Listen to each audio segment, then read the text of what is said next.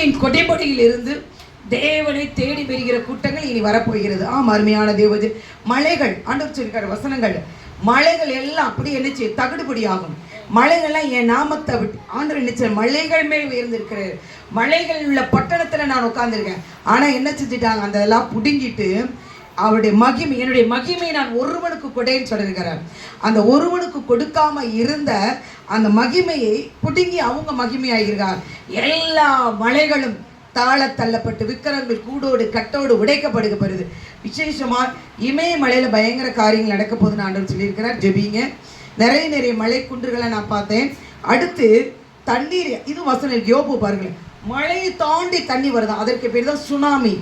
எங்கெல்லாம் தெரியும், பைபிளில் சுனாமின்ற வார்த்தை இருக்குது. அருமையான தேவதன், இதெல்லாம் எடுத்து வாலிப பிள்ளைகள்லாம் சொல்லலாம். எங்கள் பைபிள் இப்படி போட்டு இருக்குது. நடக்காதெல்லாம் சொல்லி சொல்லி சொல்லி சொல்லி சொல்கிறாங்க, நடக்கிறது.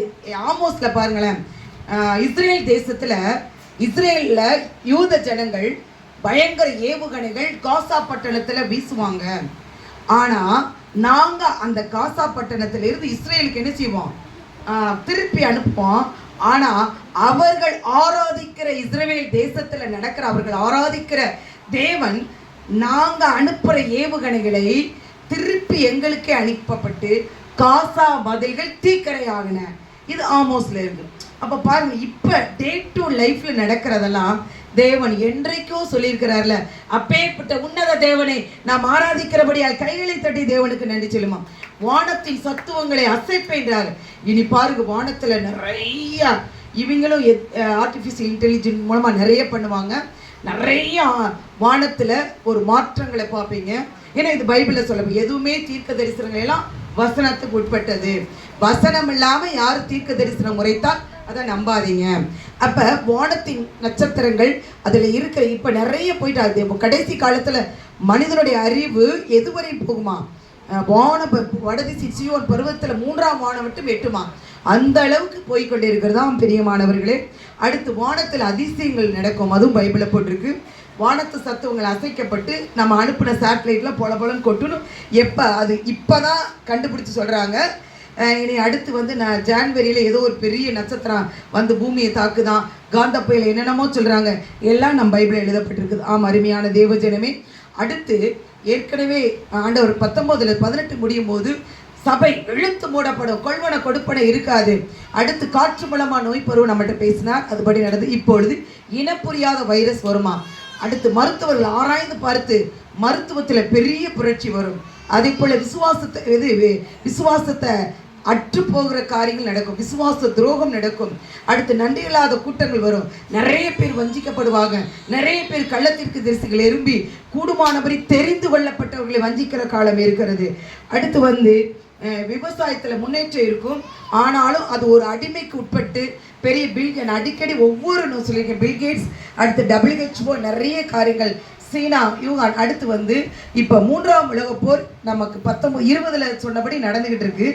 இனி வருகிற நாட்களில் நம்ம இந்தியாவில் போர் இல்லாத நடக்காதீங்க, இந்தியாவிலேயும் போர் மோயகம் சொல்கிறத நான் பார்த்துருக்கிறேன். இன்னும் அதிகமான அடுத்து வந்து கடற்கரை ஓரம்லாம், ஏன்னா வந்து கடல் மட்டம் உயரும் பொழுது அந்தந்த பகுதியில் அழிவு இருக்கும். ஆனாலும் தேவன் நம்மளை பாதுகாப்பதற்காக கைகளை தட்டி தேவனுக்கு நன்றி செலுத்துமா.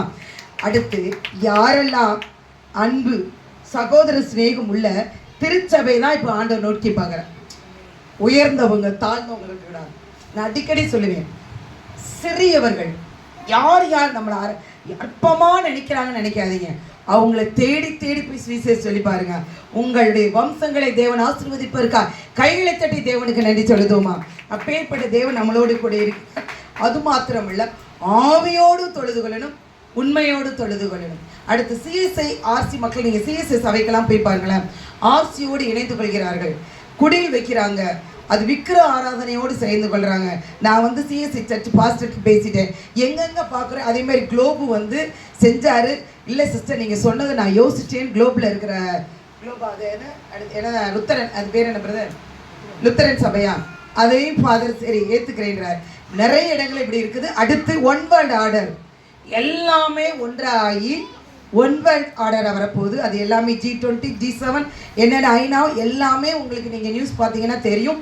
இது எல்லாமே நான் சொல்கிறதெல்லாம் பைபிளில் எழுதப்பட்டிருக்கு. இது எதுவும் ஒன்றும் யாரும் புதிதாய் சொல்லவில்லை, எல்லாமே பைபிளில் சொல்லியிருக்கு. நீங்கள் ஜெபிக்கும் பொழுது ஆண்டவர் உங்களுக்கு அது என்ன சொல், ஞானவான்கள் ஆகாயமண்டலத்தில் சுடரொளி போல் இருப்பார்கள் என்று சொன்னபடி காதுள்ளவன் கேட்க கடவுள். அடுத்து